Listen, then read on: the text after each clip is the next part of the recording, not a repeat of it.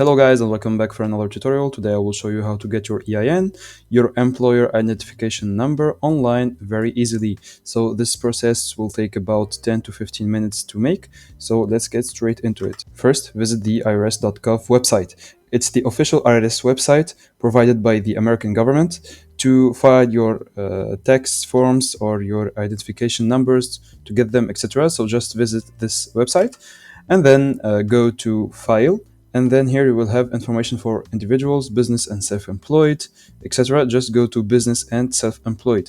Guys, I insist on it being this particular link because there are many fake websites. This is the official link, irs.gov, as written on the screen. And then after that, go to employer ID number and then click on employer ID number, EIN. After that, you will have all these links that are shown on the screen.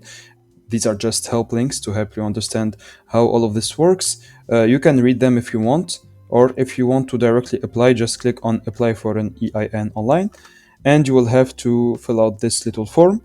So after that, after submitting your application, you will have this confirmation here. So either you can receive your letter online or by email.